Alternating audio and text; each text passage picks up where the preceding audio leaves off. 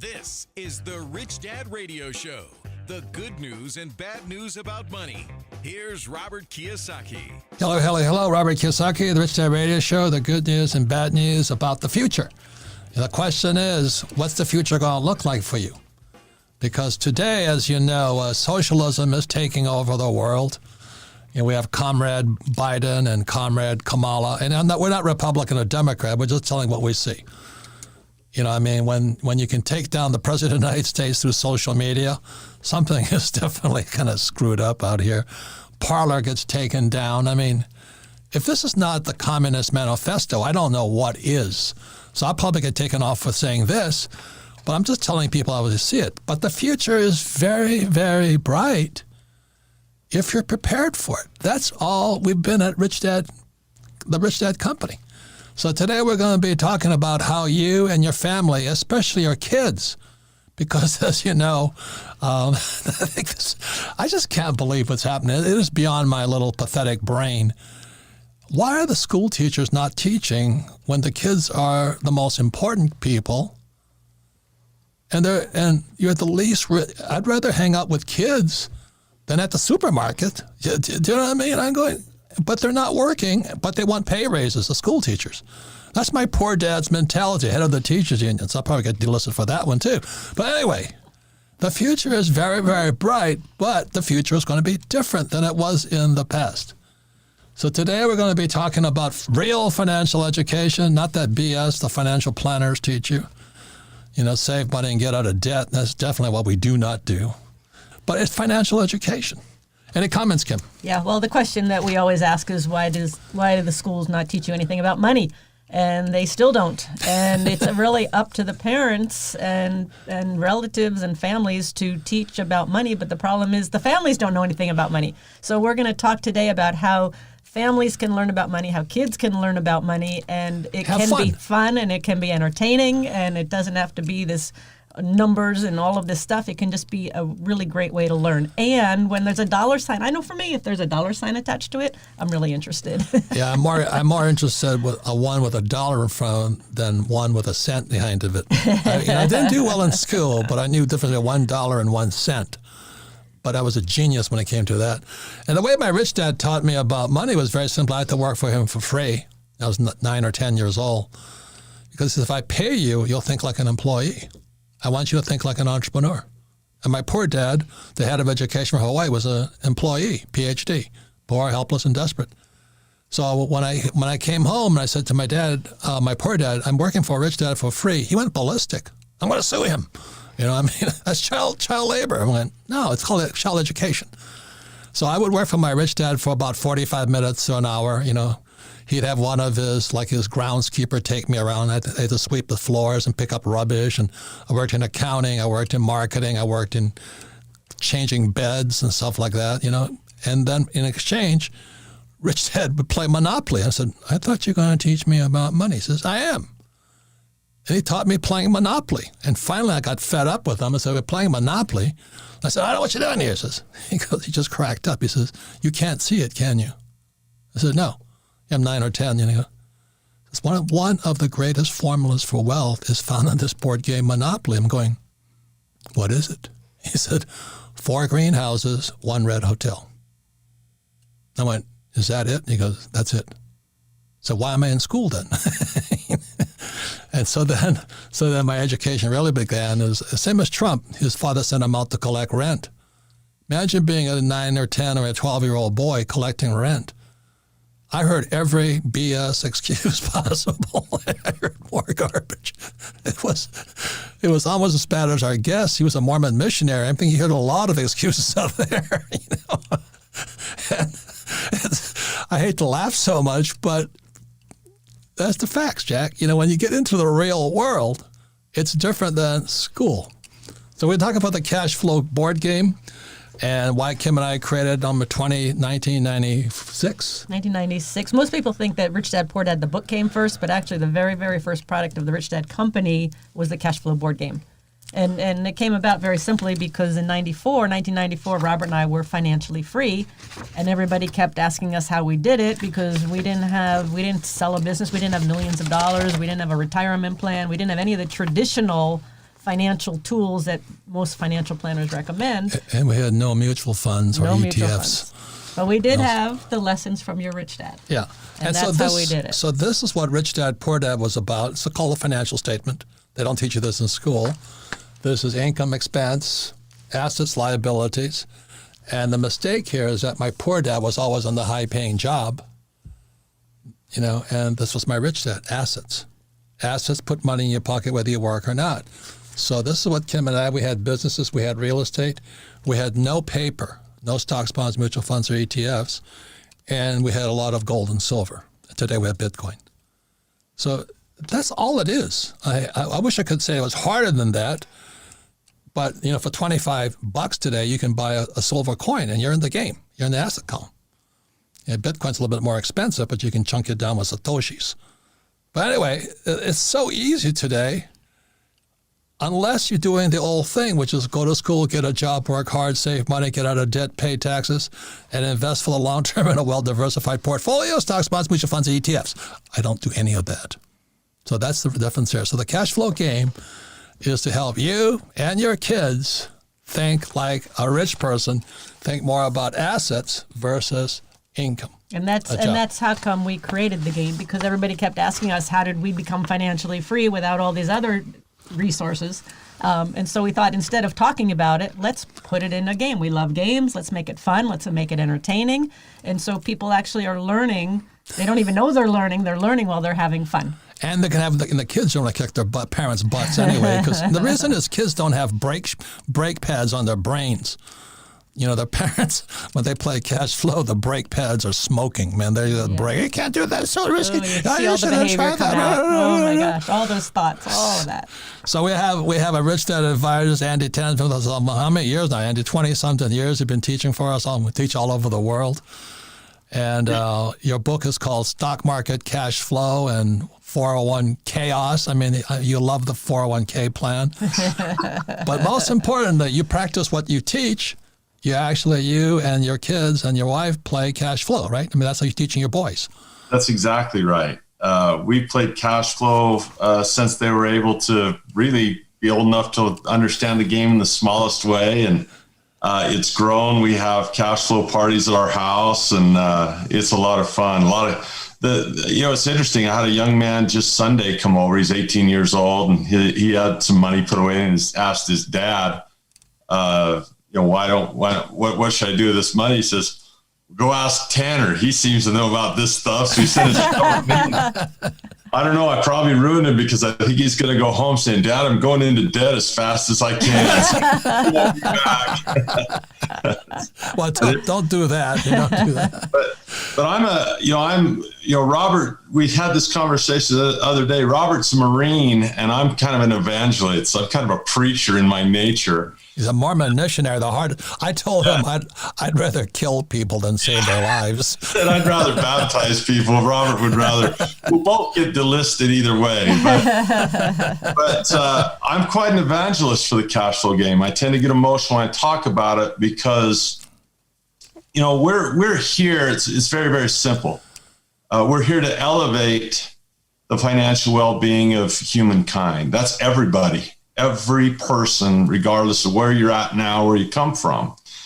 And I really believe that the best way that context shift starts, that mindset shift starts, is through this tool, the cash flow game. We can talk about why I think that is, but in short, we played it a lot, and I'll be excited to share with you how it's impacted my kids and my family and our friends, and it's been great. Yeah, and one more thing is that, like Andy is expert on paper. I'm not against paper. I just don't touch it.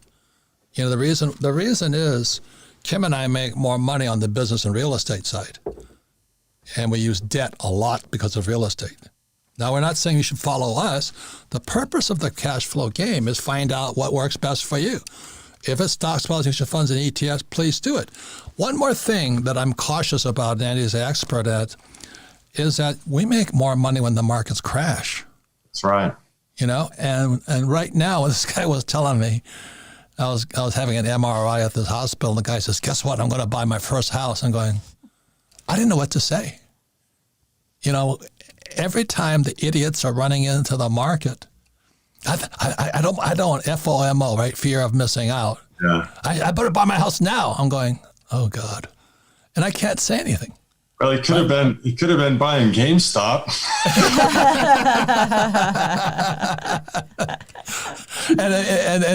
and people talk about Bitcoin. I'm going, I don't know. Where's the top?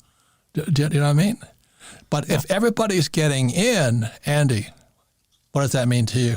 It means a lot of smart people are getting out because, well, what's interesting is if he's buying that house, someone had to sell it to him. So every time someone's getting in, someone else is getting out. And you can't teach that. No. You cannot teach the momentum of markets. No. And that's what Andy teaches. He is our expert on paper. He gets very excited when markets crash because he's going to make more money there. He gets excited when markets going up because he's going to make more money there. It doesn't make any difference. Is that correct, Andy? That's exactly what we teach. That's exactly it. Yeah. So that'd be like me selling real estate I don't have. I'd have to be a Democrat to do that. But other than that, I can still do. But it does come back to vocabulary, and it is coming back just to the game for a moment. That's one of the keys. I mean, if we talk about one of the first things you should do, what you can do if you want to learn about investing and learn about stocks or learn about is play cash flow. Learn the vocabulary of money. And that's what the game teaches. And that's what you're teaching your boys. Yes. And that's what I want to talk about. So because it also brings up, so many couples and families don't talk about money. You play the game, it brings up the conversation. You start having that conversation about money. So how has it impacted, Andy, your kids and Marcy, your wife, and you as a family and as the kids? Well, Robert mentioned that kids have advantages without having the brakes on.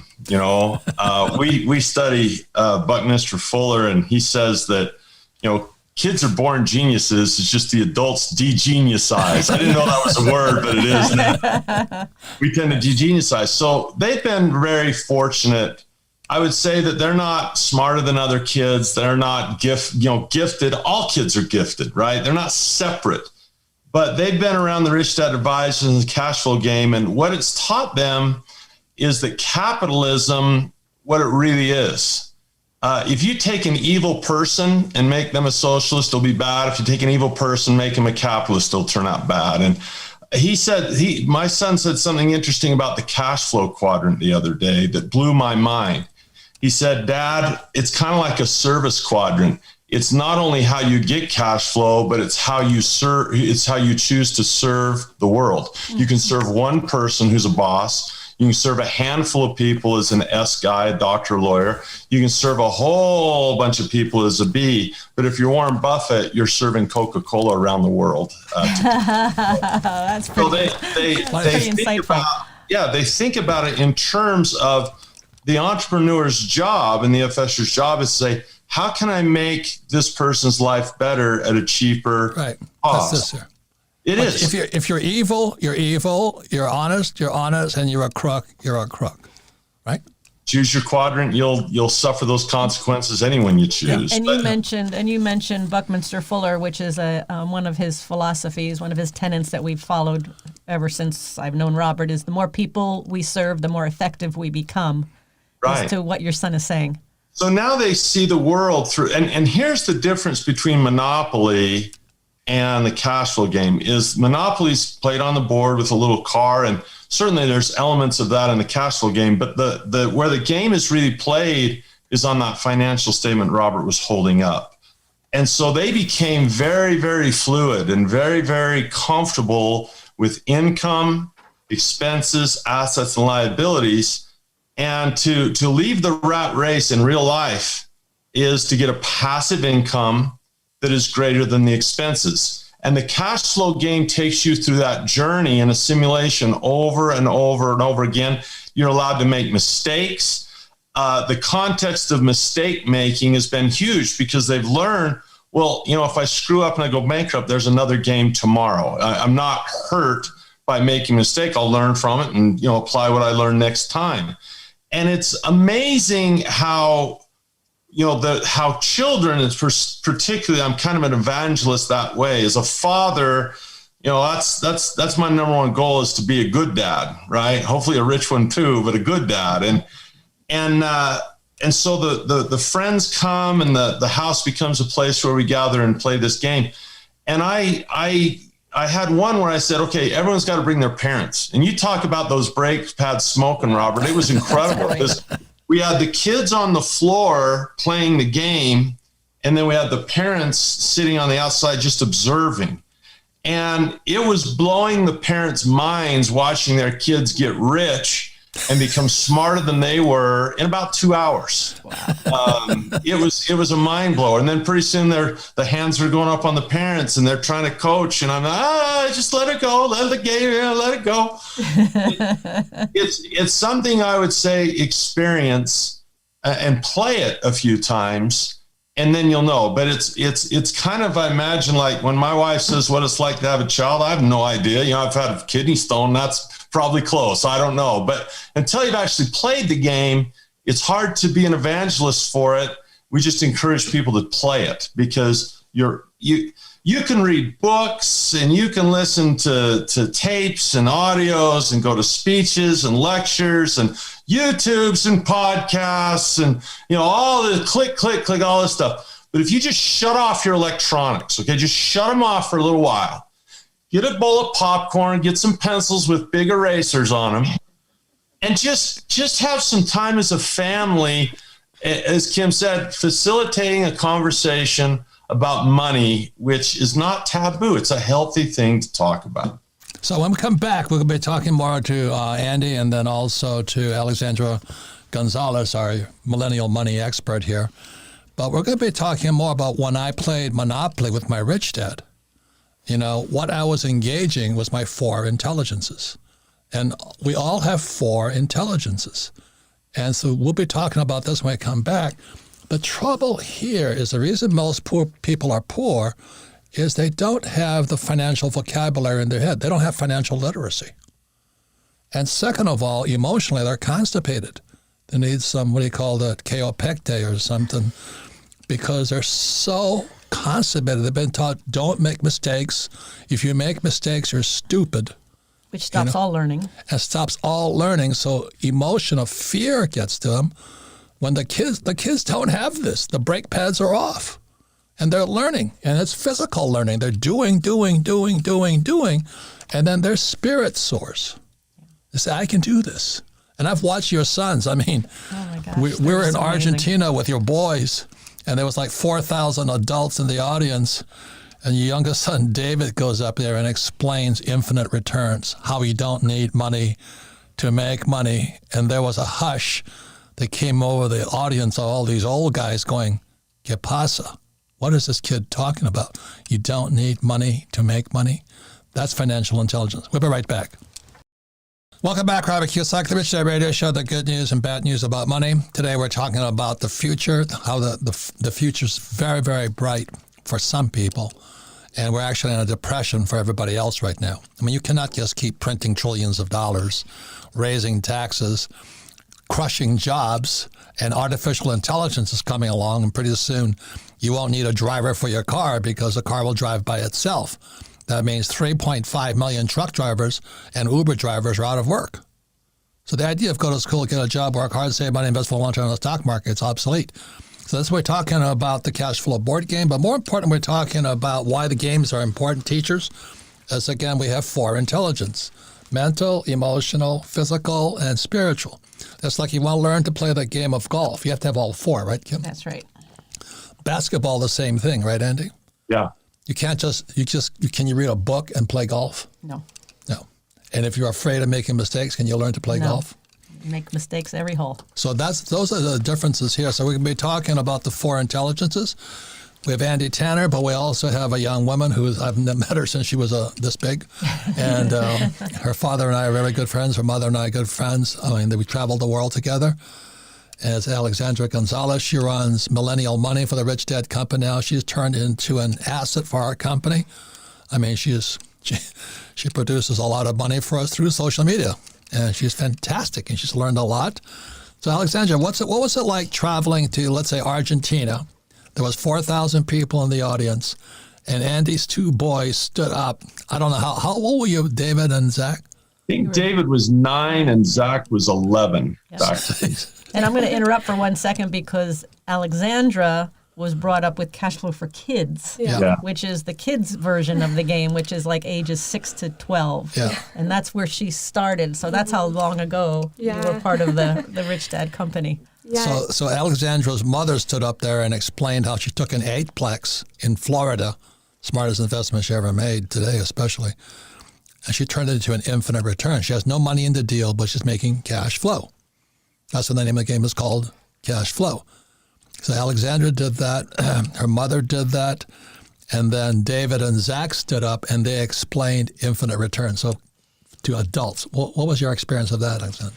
Well, thank you, Robert and Kim, for letting me on the show. And that experience for me was incredibly eye-opening and very spiritual, like Andy mentioned. And Andy, you're doing an incredible job because I know your kids will be eternally grateful that you're teaching them and their friends because your circle is your wealth. And I know that they'll be incredibly grateful because I am with my parents. And seeing David and Zach being able to explain an infinite return when majority of the audience wouldn't even understand that's when you truly realize that kids have no barriers. I mean, at that age to learn to become rich and use wealth to your power and to serve more people is beautiful. But how was your mom? I mean, Alexandra's mom and I have a love-hate because she's a real estate broker.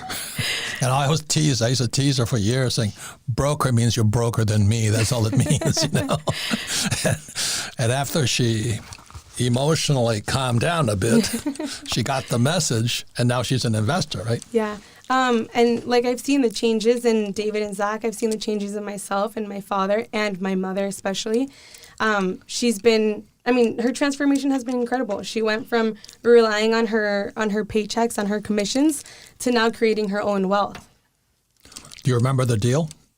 Yeah, it was. I've actually gone to visit it a couple times to help with like remodeling and stuff like that. It's an 8-plex, right? It's an 8-plex in Fort Lauderdale, and they're thinking about buying the one next to it as well to expand it even more. But we've, as a family, have learned a lot from that project because we've all gotten involved. Because you're actually doing the real thing physically. Yep. And it was 4 unit. It was a 4-plex. It was a 4-plex with land next to it. Yep. And then they built 4 more units. They built 4 more, and now they're thinking about getting the other one next to it. Yeah. And this is where your mom was here. Yep. She wanted a commission. That's what employees and self-employed do. They want the commission. And I kept teasing her. And your father, Fernando, said, take it easy. You know? But then when her brain, she was looking at millions of dollars all those years, but she was blinded because she thinks like an a salesperson. Would you say that was true? 100% true. And then now she's soaring, right? Now she's soaring, and now she's the one who's constantly telling my dad to look for more investments, and she's the one bringing the deals, and he'll analyze them. But she's the one who's soared, who's transformed. And you know what I love, too, is you started with the Cashflow for Kids game, and then, of course, you played the other game. But you and your family, Andy and your family, and I love when doing it with the parents and when you brought the other parents in, because here these kids come and they learn this game and they learn this language and they learn all these new concepts, and then they go home to their parents who do not understand what the heck they're talking about. So to bring them together where they're learning and getting on the same page together, I thought that was brilliant. The trouble is the parents still went to Midas for a break job. They want the kids to go back to school and get a job, become a doctor or a lawyer, and pay a lot of taxes. I mean, I can't believe it. I mean, parents, they're screwed. So what was the reaction, Andy, to the Very parents? Very positive. The way we play the game is we'll play a little bit and we'll take time to discuss what we've observed and to discuss what had happened. And a school discussion is called what in school? Cheating. Cheating. Oh, yeah. Cheating. Looking on your neighbor's paper. But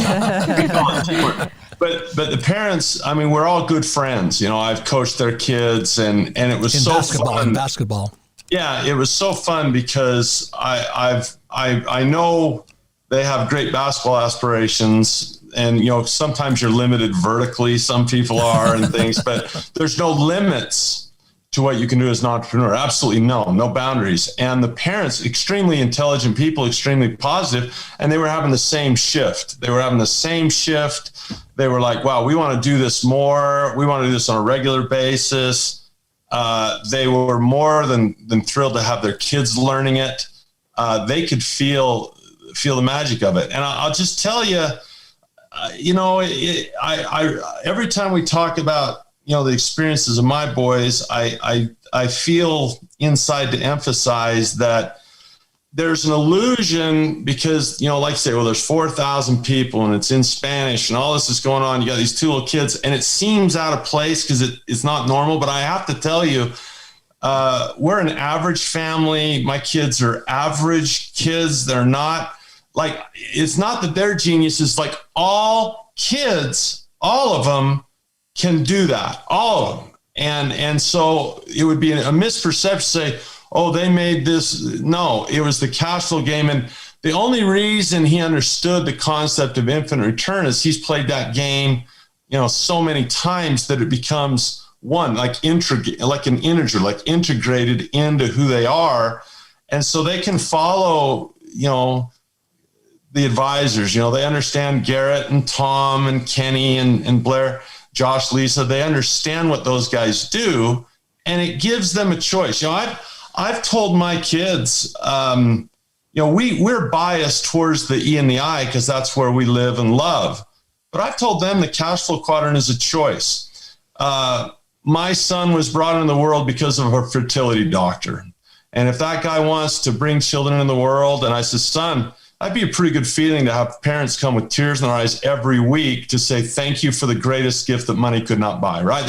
It's not a right and wrong deal. But I never fit in as an E ever because I'm stubborn and I can't have a boss. I can't do it.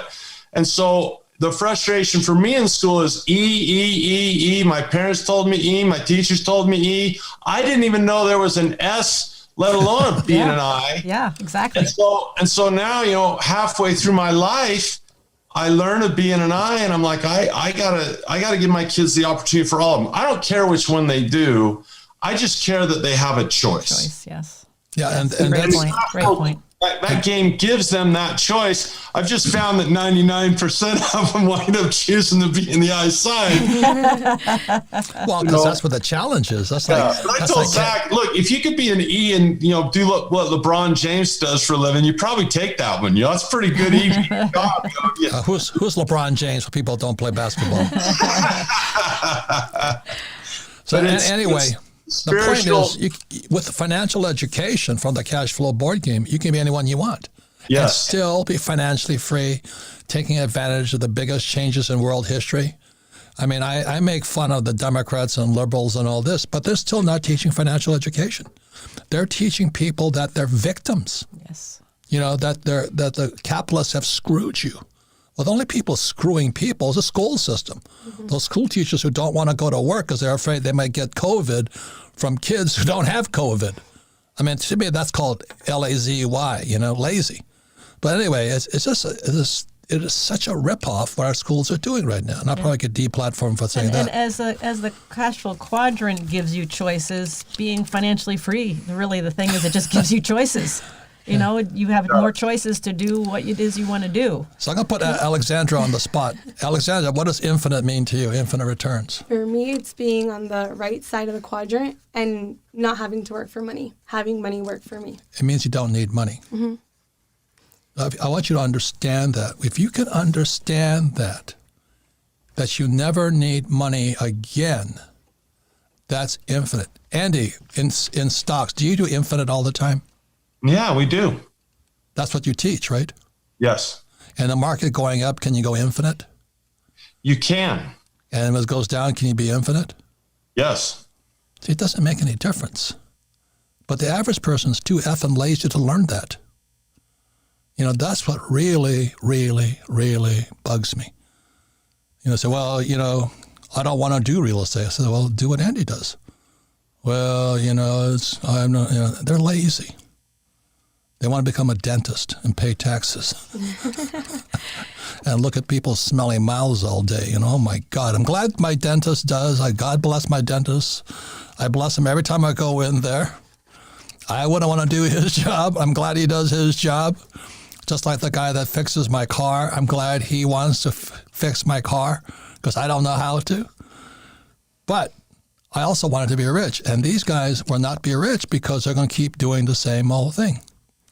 And that's what the cash flow board game was designed to do, was open up your mind. Is that correct, Alexandra? That's exactly correct. And what you guys were mentioning earlier about choices, I mean, that was my reality for me. For me, playing the cash flow board game was created when I was born.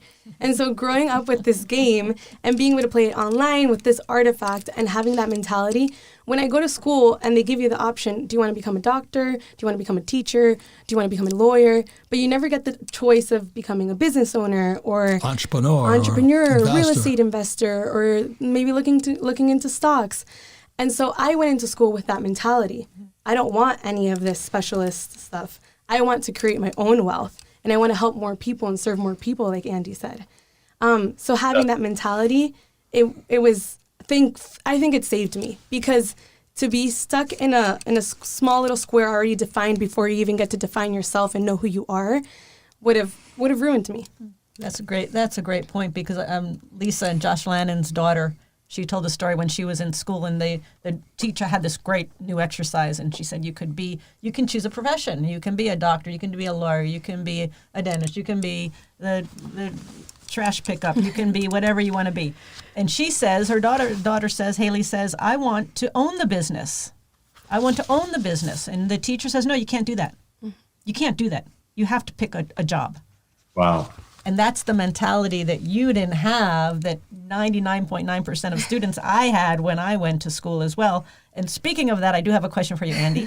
Yes. Going to school, didn't you pull Zach out of school this year? I didn't pull him out. I give them the choice. They get to do whatever they want to do. And with COVID and, the way basketball was working out, I said, it's your choice. He said, Dad, I'd like to learn from home. And I said, well, I don't know anything about physics or geography, or, I'm like the worst teacher in the world there. So we took this year and we decided to dedicate it entirely to his financial education. And I will tell you this, selfishly, it's been one of the best years I've ever had as a parent, because I think homeschooling, I always looked at it as, oh, here's another thing I got to do, another thing. I didn't realize that time with my son in that environment I didn't know we could be closer than we were. And to watch him build his stock account, he's taken all my courses. I have a good friend in real estate in California who has courses. He was kind. He said, Andy, I'll give you access to all that stuff. So he does an hour of stocks 3 times a week. He does an hour real estate every day, because he's leaning more towards real estate than stocks.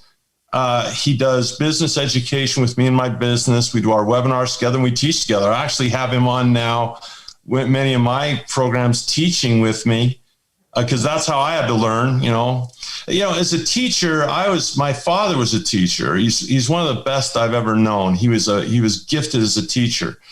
And I think that was instilled in me. The idea, I think people get capitalism wrong, that it's like, I want money, I want rich. Well, think about it. How many people do I get to teach? I think my dad, would someday maybe be proud. He's like, wow, my son has taught people in 108 countries. It's about reaching more people, lifting others. And if I could give my sons that mindset of, investing, son, means you put money in, you're vested, you're putting money in, you're helping, you're serving. It's not what you take out, it's what you put in. And if his mindset through playing this game says, I don't want to provide housing for one person, I want to provide housing for 10,000 people. I don't want to build a product and help one person, I want to help 1 million people. When you take an attitude of service, your opportunity as a capitalist blooms, because you're inspired to lift the world at cheaper costs. And so that's how I teach capitalism to my children, is it's about serving others. It's that simple. If you don't serve others, you won't last as a capitalist. Right. So final Excellent. words, Thank Miss you. Alexandra. Know that I'm eternally grateful for you guys and for the wealth of knowledge that you guys spread all over the world. If it wasn't for the Cashflow board game, I would not be here sitting here today. I remember when I moved here, I didn't even ask if I was getting a paycheck or not, because I grew up with that mentality of just like working to learn and not to earn. And I see it in the conversations I have with my friends when they're talking about how much salary they're going to get or their bonuses or their 401ks. And I'm like, that has never been a reality for me, and nor would I ever want it to be. And so I thank you guys for having my mind be limitless. Good. Like the options and choices are limitless. What you said Andy's favorite word, 401k. Sorry, Andy. Oh, you're killing me. Andy, tell the world what you really think of that 401k. Oh, how do you have 4 hours. I get you listed with Robert by association? So I would say the word suck comes to mind first. 401ks just suck. We could have another show on that, but they're just not. Don't get me going. Let's just keep it simple. They suck. How about that? Well, they're not designed to make the investor rich. Mm-hmm. Never were. They're designed to make Wall Street rich. Yeah, and it's the 401k in the U.S. What is it in Canada? The RRSP, RSP, Australia. superannuation. Yeah, Superannuation in Australia. Yeah, in Japan, they even 401k. Well, they copy everything. Yeah. So with that, Andy, thank you for being a great teacher. Thank you. Thanks for inspiring your 2 boys. And I want to thank Alexandra. Thank your mother and father because they've really done a great job with you and your other sisters. Thank you. And so that's the future. The future is extremely bright, but you got to let go of the brake pads. Thank you all, and we'll be back with our final words with Sarah. Thank you. Thank you. Thank you. Welcome back, Robert Kiyosaki, the Rich Dad Radio Show, the good news and bad news about money. You can listen to the Rich Dad Radio Show anytime, anywhere on iTunes, Android, and YouTube, as long as we don't get deplatformed like Parler. And then all of our podcasts are archived at richdadradio.com because repetition is how we learn best. If you listen to this program again, you'll learn twice as much. But more importantly, listen to it with friends, family, and especially business associates, because if you have a financial business partner that's an idiot, there's 2 idiots. And so it's better if you have great partners like we do with, Tom and Garrett, Andy Tanner, Kenny McElroy, Blair Singer, Josh and Lisa. You're only as good as your team. And that's one of the most important things, that you have a bad partners, and Kim and I have a number of them. All accountants and attorneys, unfortunately. But anyway, it's who your team is that determines your future. Any comments there, Sarah? Just a great show. We love Andy, of course, as usual, as always. But one thing that we talked just briefly on is how the gameplay simulates real life.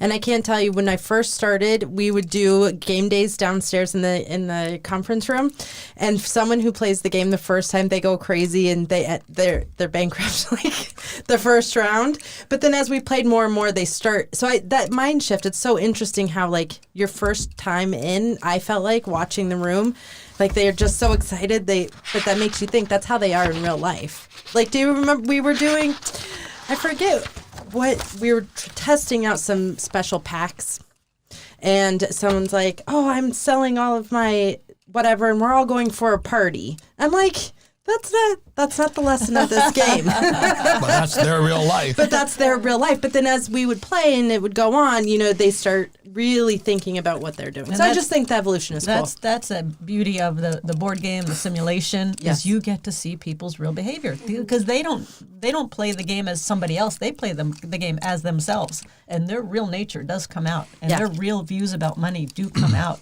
So you learn as much watching other people as it is playing yourself. And the best part about the gameplay is you're doing it with fake money. Yes. Or, play money, I guess you should say. And so it's nice because you can kind of make mistakes and learn, and you're not out, real money. So it's And really it gets very pretty interesting, too, because when Kim and I were first, we'll call beta testing the game, whew, man, you have couples come together. Holy Jesus, man, I tell you. That old saying, they lived happily ever after. They didn't live happily after that game, because everything the guy or she couldn't say, they said. I remember this one guy saying, I think his wife bought the boat, the most expensive doodad possible.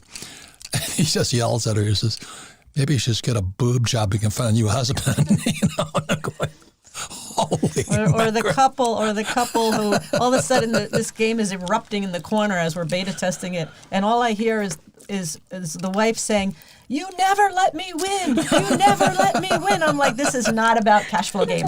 This is not about a board game. My husband and I have two strict rules. We don't do home improvement projects, and we don't play games because we're both so competitive. It just doesn't work out well for us. So that's what this thing here is. There's 4 intelligences, and the game involves all 4: mental, emotional, spiritual, and physical. It's like the game of golf. It takes all 4. It takes a game of life as all 4. But schools focus on mental and emotional. And most people come out of school with the brake pads on their brain. Final words there, Alexandra. Well, this show has been extremely interesting, and it brought to mind something particular that I see in other people where they struggle a lot with their families if they're the only entrepreneur. And having this game in the household and being able to play it with my family has allowed us to have those conversations. And so I can call my sister, I can call my younger sister, and they won't think I'm crazy. I mean, they're on the same page as me about a business or about something I'm looking at doing, like investing or taking a course. And we all jump on the same train, like, let's all take that Ken McElroy course. Let's all invest in silver, So I think that has been like the biggest gift of all, too, because we've grown as a family, and that has allowed me to grow as well, because I can't even imagine having my family against my dreams. And what's frightening is that you were born the year Kim and I developed this game. That's scary. That's a little scary. But that's great. We do recommend, families play it together. Yeah. Business partners play it together. We always say if you're about to get married, make sure you play it with your to-be spouse. Or ex-spouse. And I love, again, that Andy brings the parents in, because if the kids learn and the parents are not on the same page, to your point, Alexandra, then there can be a lot of conflict. Mm-hmm. So the final word is this: the future is very bright, but you have to change what's in your head and mind and spirit. So thank you for listening to the Rich Dad Radio Show.